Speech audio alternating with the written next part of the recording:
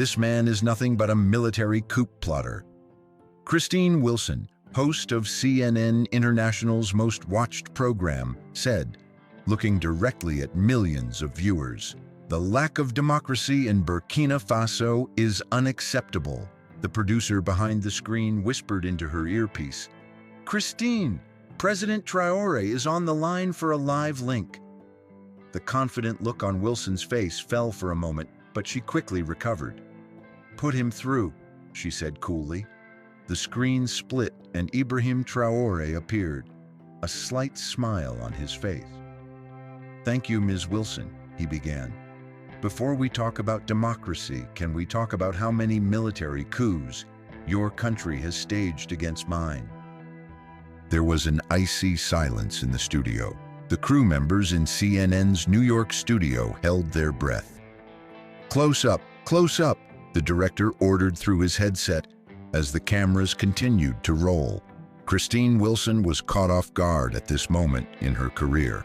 As the host of the international politics program Global Perspective for many years, Wilson had always been known as a journalist who was always in control and who used her questions to corner world leaders.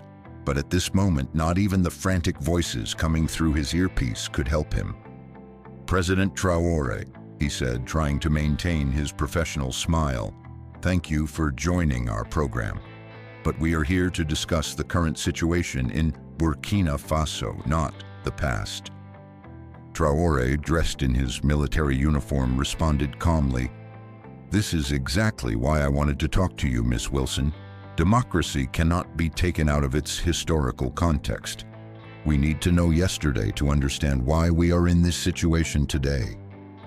Wilson fidgeted uncomfortably, crossed her legs, glanced at her notes, and then decided to go on the offensive. "Well then, President Traoré, you yourself came to power undemocratically through a military coup. How can this be defended? Human rights organizations report repression of dissidents. Your country is at the bottom of the press freedom rankings. How do you explain these situations?" The slight smile on Traoré's face did not disappear. When the camera pointed at him, the simplicity of his military uniform contrasted with the expensive suits worn by Western leaders. "That's a good question, Ms. Wilson, but can I ask you a question first? Have you ever been to Burkina Faso?" Wilson frowned. "What's that got to do with it?" "Very relevant, because you may never have visited the country you criticize. You may not have seen what my people go through every day. What you may know is what others have told you." Wilson snickered, glanced briefly at the camera, and turned back to Traoré. "I don't need to visit your country, President Traoré. The facts are there: human rights abuses, restrictions on press freedom, arrests of dissidents. These are the facts." "What data are you looking at, Ms. Wilson?" Traoré asked, his voice still calm but the determination in his eyes growing. "Reports by Western organizations, assessments written from a colonial point of view. 95% of my people support me because they see change. We have taken back our gold mines, which were controlled by French companies. For the first time, our people are getting a share of their natural resources." Traoré paused briefly, then continued. "When I came to power 2 years ago, 70% of Burkina Faso's gold was owned by French companies. We were left with only 17% of the gold that came out of our own soil. Is this justice? Is this democracy?" Wilson gave the broadcast team a worried look. This interview was becoming uncontrollable. Perhaps that's why the preparation team had refused Traoré's request to go live, but he insisted. "President Traoré, there are concrete accusations of human rights." "Human rights?" Traoré showed emotion for the first time. His voice rose a little, but he quickly brought it under control. "While we are trying to provide food, water, and education for our people, the countries that have organized coups in our country and stolen our resources over the last 50 years are going to talk to us about human rights. Isn't the right to life of my people the most basic human right? He raised his hand and pointed to someone who was obviously standing behind the camera. A moment later, an additional image appeared on his screen. A village outside Ouagadougou. Children carrying jerry cans of water on their backs. A dilapidated school building. This is just 5 kilometers from where French companies are mining gold. While they were making billions of dollars, our children couldn't get clean water. Is this your idea of democracy and human rights? There was a stir in the studio. The producers were talking frantically. This broadcast was unlike any interview they had ever done before. Wilson ignored the shouts through his earpiece. Change the subject. Go to commercial. President Traoré, he said, trying to soften his tone. Of course, the right to life is important, but without democratic elections, without freedom of the press, is it possible to guarantee it? Is your administration really different from the last one? Yes, Ms. Wilson, very different, Traoré said, now looking even more determined. In 2009, a newspaper in your country published the results of elections in an African country before the polls closed. The country was Sudan and the newspaper was the New York Times. Does that seem democratic to you? Isn't that hypocritical? Wilson's eyes widened. How did he know this detail? And more importantly, was it true? He paused briefly, caught off guard. Look, Traoré said in a calmer tone, as if he had noticed Wilson's surprise. I want to live in peace. I want to develop my country. I am open to cooperating with the West, but we will do it on our own terms. We are no longer puppets of anyone. The people of Burkina Faso will decide their own destiny. Traoré continued. In 2018, when the President of France visited our country, I asked him, why is it that in your country, children go to school, while in my country, children don't know where the gold we extract from the mines goes? I got no answer. Wilson tried to return to the questions he had prepared for. But President Traoré, what about the arrests of dissidents? The 12 journalists arrested last month. The Freedom House report. Which 12 journalists, Ms. Wilson?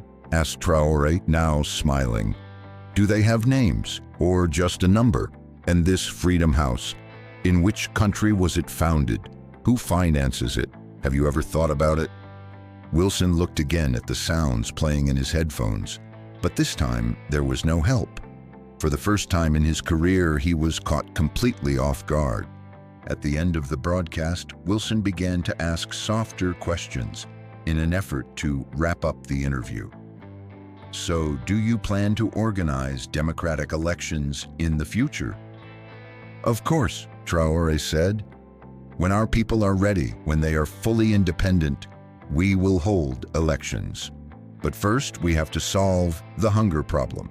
Because a hungry person doesn't think about what to do with the ballot. He thinks about how to feed himself. Wilson asked his last question. Do you have a message for the Western countries and especially for America? Traoré looked directly into the camera. Yes, respect Africa. Don't come to save us. Just treat us fairly. We want to be equal partners, not beggars receiving handouts. Burkina Faso's doors are always open to honest friends. When the broadcast ended, Wilson's face looked pale. The producer's voice came through his earpiece. That was unexpected. After the cameras turned off, Wilson dropped a note on his desk. Investigate what this man is saying. What are the facts? The alleged 2009 Sudanese elections, the gold mines, everything, and make me a plan to go to Burkina Faso. The video of the interview went viral within an hour. Thousands of comments started accumulating on social media under the interview clip on CNN's website. The hashtags number Traoré vs Wilson, number Africa Speaks, and number Democracy Debate started trending worldwide.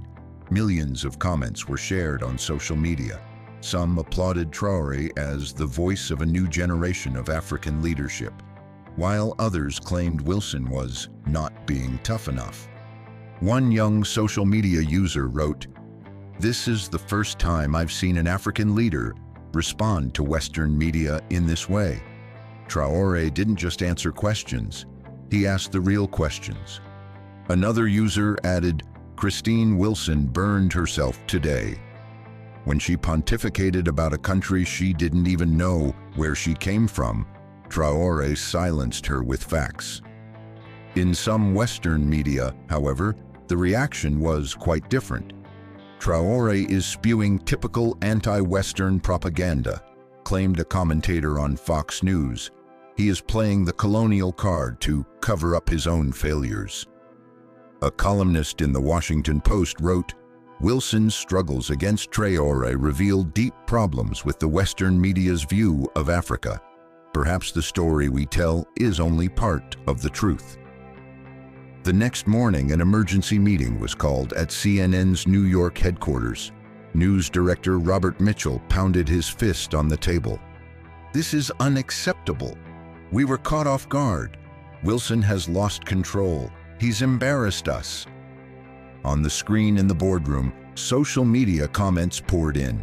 The company's CEO was on a teleconference and his face looked tense. Editor Amanda Pierce protested, "But our ratings have exploded. This interview has reached the highest numbers we've seen in weeks. It's all social media has been talking about since last night." Mitchell frowned. "That's not the point.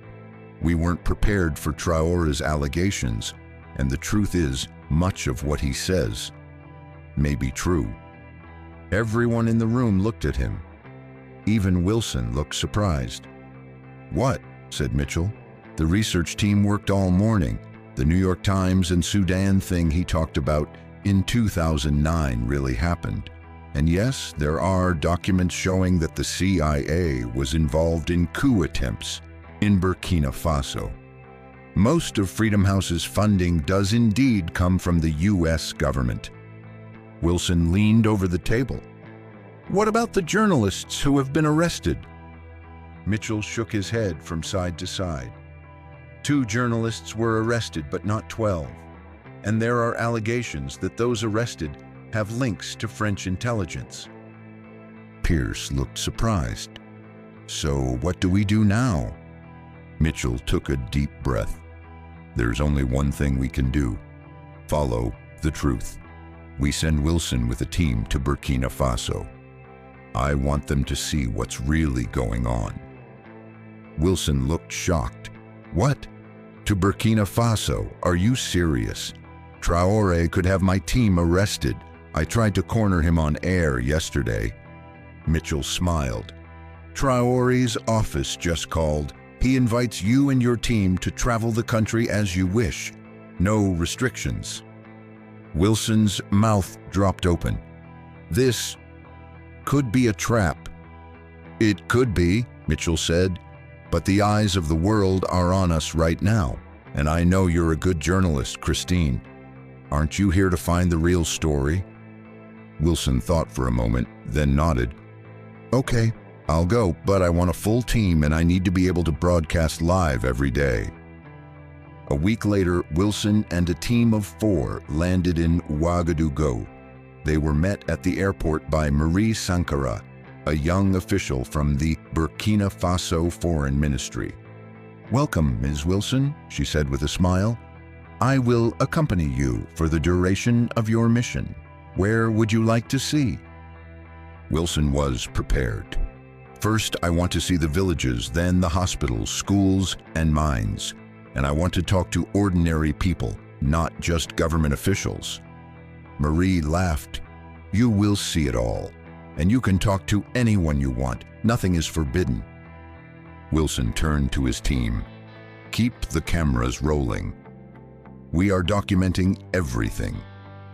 In the early days, Wilson and his team traveled through the outskirts of Ouagadougou and nearby villages. The people they met were initially skeptical, especially when they saw the cameras, but once they realized Wilson was really listening, they began to open up. Before Traoré came, our children couldn't go to school, said one village leader, Amadou Zongo, in his 70s. Now we have a school in our village. We have teachers. This may sound simple, but it means the world to us. Wilson took notes. What about your freedoms? Do you have freedom of expression? Does the government tolerate dissent? The village leader laughed. Mrs. Wilson, what good is freedom of speech to a hungry person? We should have the right to life first, right? Of course we argue and criticize, but our priority is survival and a future for our children. After eating the simple meal offered to them there, Wilson's team visited the village's small school. The students welcomed them with songs. The teacher, Fatima Ouedraogo, a young woman, approached Wilson. I saw you on TV, she said a little timidly. Your interview with Traoré. Wilson felt a little embarrassed.